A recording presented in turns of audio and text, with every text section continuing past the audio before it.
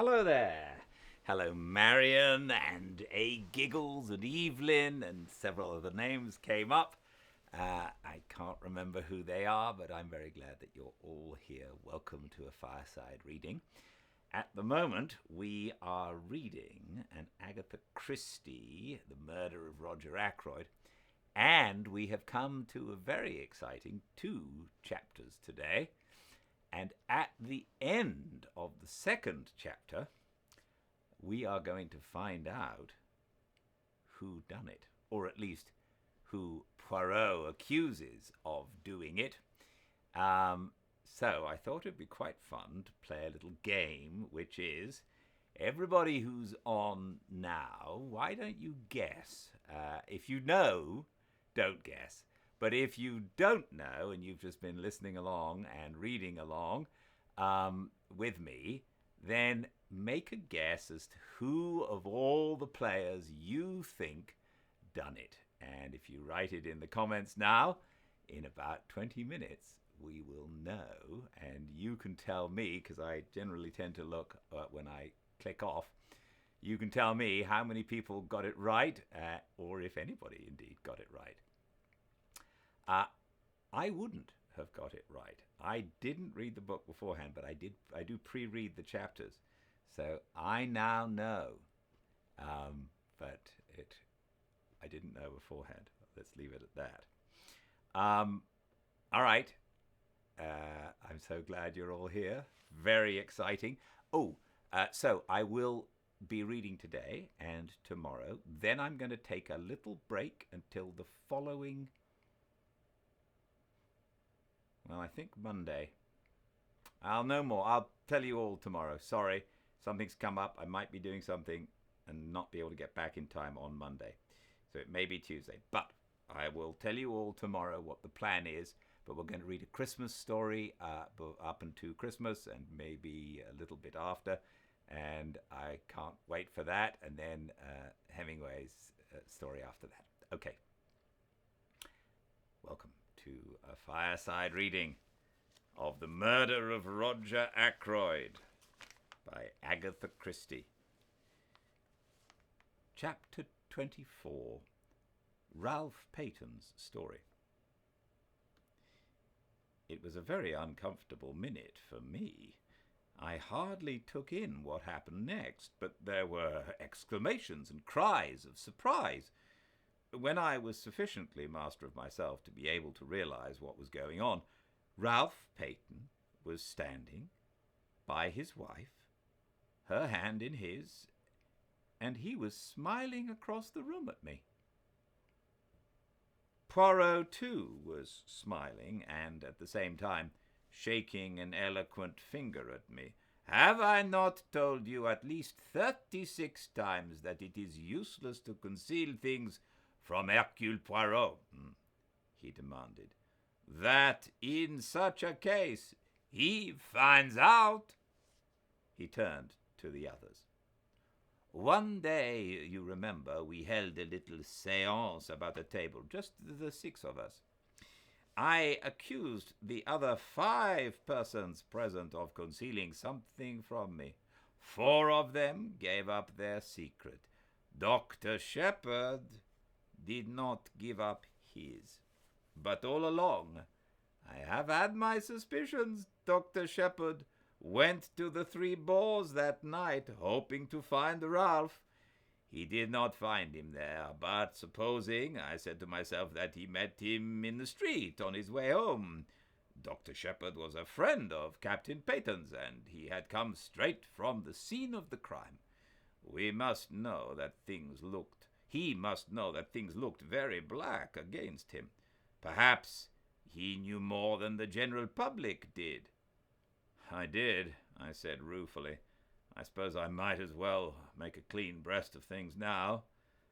I went to see Ralph that afternoon. At first he refused to take me into his confidence, but later he told me about his marriage and the hole he was in. As soon as the murder was discovered, I realized that once the facts were known, suspicion could not fail to attach to Ralph, or if not to him, to the girl he loved. That night I put the facts plainly before him. The thought of having possibly to give evidence which might incriminate his wife made him resolve at all costs to... I hesitated, and Ralph filled up the gap. "To do a bunk," he said graphically. "You see, Ursula left me to go back to the house. I thought it possible that she might have attempted to have another interview with my stepfather. He had already been very rude to her that afternoon. It occurred to me that he might have so insulted her in such an unforgivable manner that, without knowing what she was doing..." He stopped. Ursula released her hand from his and stepped back. "You thought that, Ralph? You actually thought that I might have done it?" Let us get back to the culpable conduct of Dr. Shepherd," said Poirot dryly. "Dr. Shepherd consented to do what he could to help him. He was successful in hiding Captain Peyton from the police." "Where?" asked Raymond. "In his own house?" "Ah, no, indeed," said Poirot. "You should ask yourself the question that I did. If the good doctor is concealing the young man, what place must he choose? It must necessarily be somewhere near at hand. I think of Cranchester. A hotel? No. Lodgings? Even more emphatically, no. Where then? Ah, I have it! A nursing home. A home for the mentally unfit. I test my theory. I invent a nephew with mental trouble. I consult Mademoiselle Shepherd as to suitable homes. She gives me the names of 2 near Cranchester to which her brother has sent parties. I make inquiries. Yes, at one of them a patient was brought there by the doctor himself early on Saturday morning. That patient, though known by another name, I had no difficulty in identifying as Captain Peyton. After certain necessary formalities, I was allowed to bring him away. He arrived at my house in the early hours of yesterday morning." I looked at him ruefully. "Caroline's Home Office expert," I murmured. "And to think I never guessed." "You see now why I drew attention to the reticence of your manuscript," murmured Poirot. "It was strictly truthful as far as it went, but it did not go very far, eh, my friend?" "Dr. Shepherd has been very loyal," said Ralph. "He has stood by me through thick and thin. He did what he thought was the best. I see now from what Mr. Poirot has told me that it was not really the best. I should have come forward and faced the music. You see, in the home, we never saw a newspaper. I knew nothing of what was going on." "Dr. Shepherd has been a model of discretion," said Poirot dryly. "But me, I discover all the little secrets. It is my business." Now we can have your story of what happened that night," said Raymond impatiently. "You know it already," said Ralph. "There's very little for me to add. I left the summer house about 9:45 and tramped about the lanes trying to make up my mind as to what to do next, what line to take. I'm bound to admit that I've not the shadow of an alibi, but I give you my solemn word that I never went to the study, that I never saw my stepfather alive or dead. Whatever the world thinks, I'd like all of you to believe me." "No alibi," murmured Raymond. "That's bad. I believe you, of course, but it's a bad business." "It make things very simple, though," said Poirot in a cheerful voice. "Very simple indeed." We all stared at him. "You see what I mean? No? Just this. To save Captain Peyton, the real criminal must confess. He beamed round at us all. But yes, I mean what I say. See now, I did not invite Inspector Raglan to be present. That was for a reason. I did not want to tell him all that I knew. At least I did not want to tell him tonight. He leaned forward, and suddenly his voice and his whole personality changed. He suddenly became dangerous. I, who speak to you, I know the murderer of Mr. Ackroyd is in this room now. It is to the murderer I speak. Tomorrow the truth goes to Inspector Raglan. You understand? There was a tense silence. Into the midst of it came the old Breton woman with a telegram on a salver. Poirot tore it open. Blunt's voice rose abrupt and resonant. The murderer is amongst us, you say? You know which?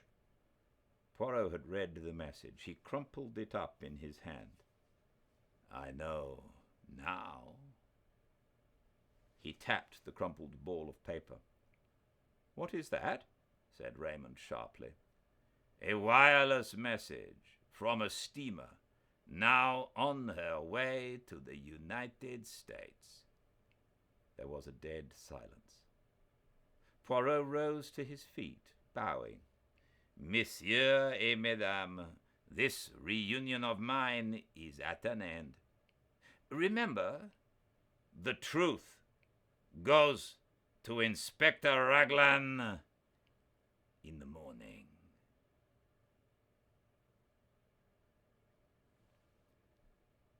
Chapter 25. The Whole Truth. A slight gesture from Poirot enjoined me to stay behind the rest. I obeyed, going over to the fire and thoughtfully stirring the big logs on it with the toe of my boot. I was puzzled. For the first time, I was absolutely at sea as to Poirot's meaning. For a moment, I was inclined to think that the scene I had just witnessed was a gigantic piece of bombast, but that he had been what he called playing the comédie with a view to making himself interesting and important. But in spite of myself, I was forced to believe in an underlying reality. There had been real menace in his words, a certain indisputable sincerity. But I still believed him to be on entirely the wrong tack. When the door shut behind the last of the party, he came over to the fire. Well, my friend, he said quietly, and what do you think of it all? I don't know what to think, I said frankly. What was the point? Why not go straight to Inspector Raglan with the truth instead of giving the guilty person this elaborate warning? Poirot sat down and drew out his case of tiny Russian cigarettes. He smoked for a minute or two in silence. Then, use your little grey cells, he said. There is always a reason behind my actions. I hesitated for a moment, and then I said slowly, the first one that occurs to me is that you yourself do not know who the guilty person is, but that you are sure that he is to be found amongst the people here tonight. Therefore your words were intended to force a confession from the unknown murderer. Poirot nodded approvingly. A clever idea, but not the truth. I thought perhaps that by making him believe you knew, you might force him out into the open, not necessarily by confession. He might try to silence you, as he formerly silenced Mr. Ackroyd, before you could act tomorrow morning. A trap with myself as the bait. Merci, mon ami, but I am not sufficiently heroic for that. Then I fail to understand you. Surely you are running the risk of letting the murderer escape by thus putting him on his guard. Poirot shook his head. "He cannot escape," he said gravely.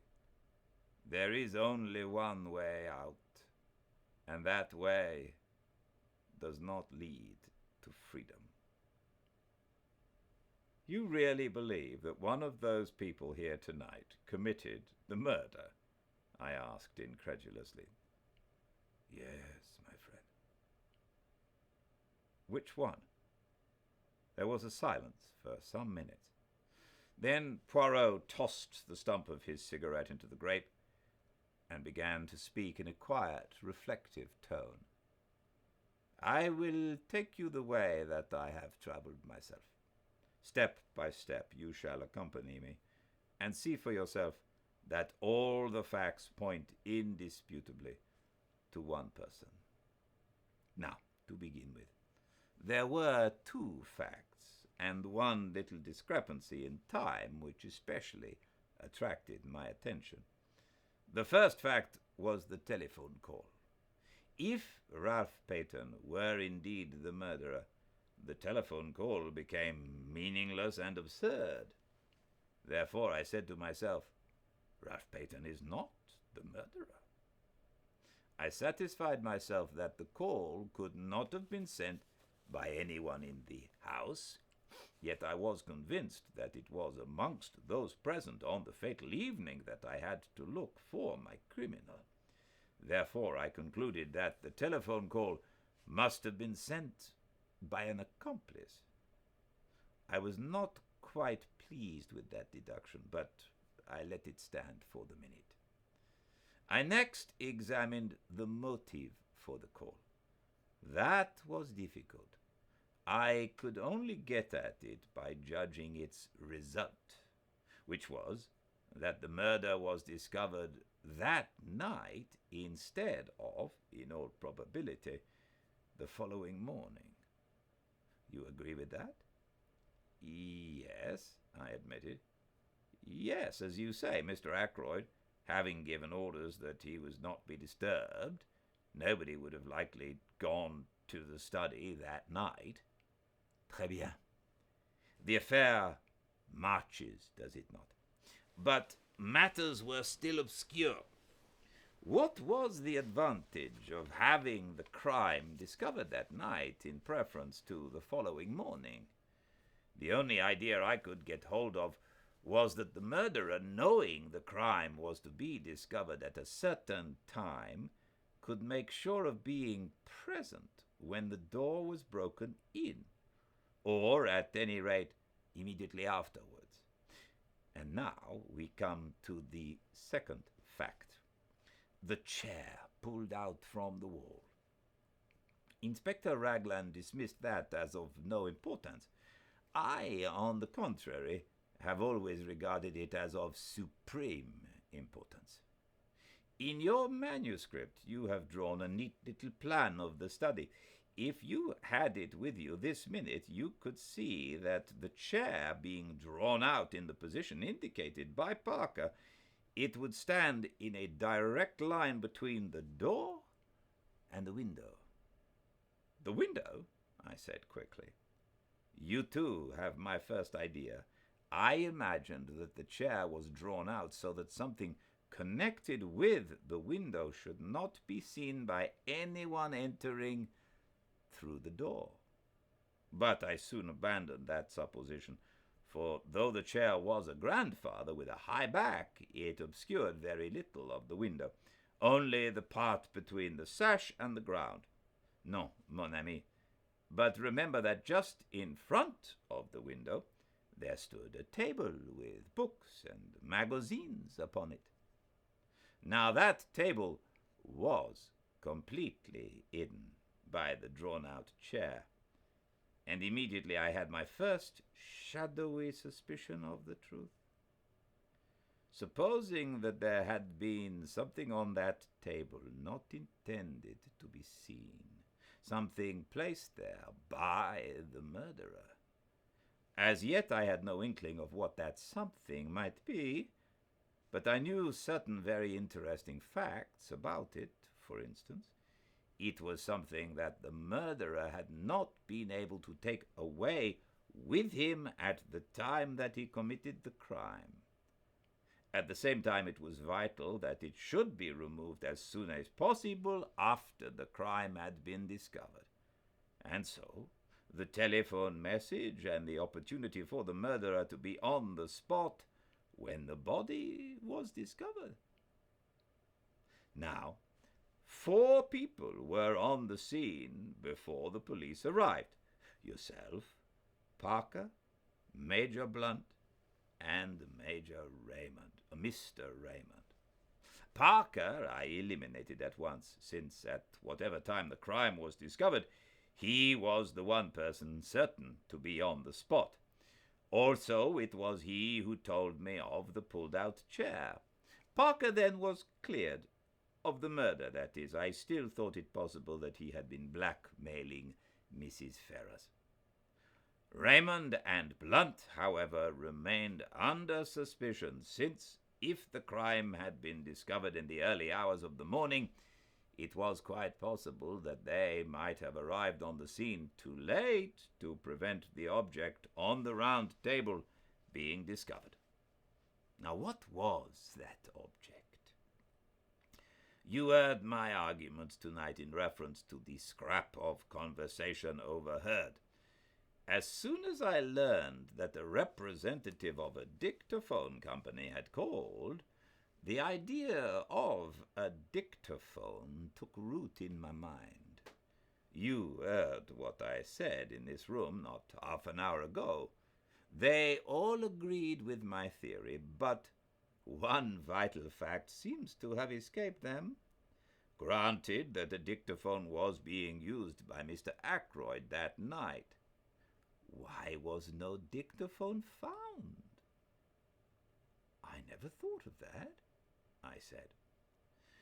We know that a dictaphone was supplied to Mr. Ackroyd, but no dictaphone has been found amongst his effects. So if something was taken from that table, why should not that something be the dictaphone? But there were certain difficulties in the way. The attention of everyone was, of course, focused on the murdered man.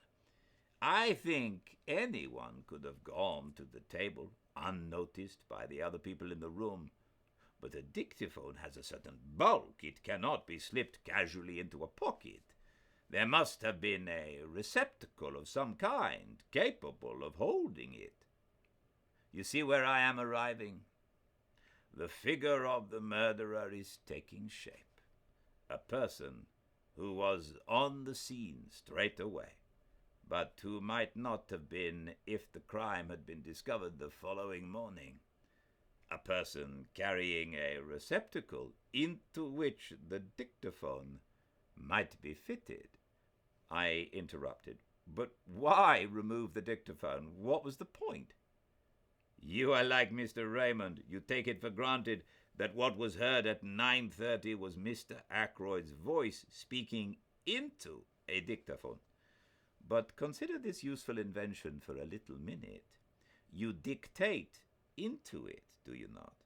And at some later time a secretary or a typist turns it on, and the voice speaks again. You mean? I gasped. Poirot nodded. Yes, I mean that. At 9:30, Mr. Ackroyd was already dead. It was the dictaphone speaking, not the man. And the murderer switched it on. Then he must have been in the room at that minute. Possibly. But we must not exclude the likelihood of some mechanical device having been applied, something after the nature of a time lock or even a simple alarm clock. But in that case, we must add 2 qualifications to our imaginary portrait of the murderer. It must be someone who knew of Mr. Ackroyd's purchase of the dictaphone, and also someone with the necessary mechanical knowledge. I had got thus far in my own mind when we came to the footprints on the window ledge. Here there were three conclusions open to me. One, they might really have been made by Ralph Peyton. He had been at Fernley that night and might have climbed into the study and found his uncle dead there. That was one hypothesis. Two, there was the possibility that the footmarks might have been made by somebody else who happened to have the same kind of studs in his shoes. But the inmates of the house had shoes soled with crepe rubber, and I declined to believe in the coincidence of someone from outside having the same kind of shoes as Ralph Peyton wore. Charles Kent, as we know from the barmaid of the Dog and Boots, had on a pair of boots clean dropping off him. 3. Those prints were made by someone deliberately trying to throw suspicion on Ralph Peyton. To test this last conclusion, it was necessary to ascertain certain facts. One pair of Ralph's shoes had been obtained from the Three Boars by the police. Neither Ralph nor anyone else could have worn them that evening, since they were downstairs being cleaned. According to the police theory, Ralph was wearing another pair of the same kind, and I found out that it was true that he had two pairs. Now, for my theory to be proved correct, it was necessary for the murderer to have worn Ralph's shoes that evening, in which case Ralph must have been wearing yet a third pair of footwear of some kind. I could hardly suppose that he would bring 3 pairs of shoes, all alike. The third pair of footwear were more likely to be boots. I got your sister to make inquiries on this point, laying some stress on the color, in order, I admit it frankly, to obscure the real reason for my asking. You know the result of her investigations. Ralph Peyton had a pair of boots with him. The first question I asked him when he came to my house yesterday morning was what he was wearing on his feet on the fatal night. He replied at once that he had worn boots. He was still wearing them, in fact, having nothing else to put on. So, we get a step further in our description of the murderer, a person who had the opportunity to take these shoes of Ralph Peyton's from the Three Boars that day. He paused, and then said with a slightly raised voice, "There is one further point. The murderer must have been a person who had the opportunity to purloin that dagger from the silver table. You might argue that anyone in the house might have done so, but I will recall to you that Miss Ackroyd was very positive that the dagger had not been there when she examined the silver table." He paused again. Let us recapitulate, now that all is clear. A person who was at the Three Boars earlier that day. A person who knew Ackroyd well enough to know that he had purchased a dictaphone. A person who was of a mechanical turn of mind, who had the opportunity to take the dagger from the silver table before Miss Flora arrived, who had with him a receptacle suitable for hiding the dictaphone, such as a black bag, and who had the study to himself for a few minutes after the crime was discovered, while Parker was telephoning for the police. In fact, Dr. Shepard.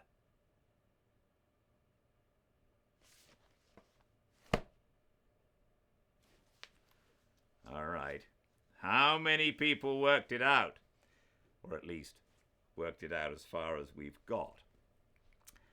I look forward to finding that out when I read a few comments at the end, but we will complete the book tomorrow.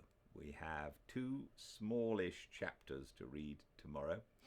I can't wait, and we'll get everything cleared away. But until then, I do hope you all stay very, very well.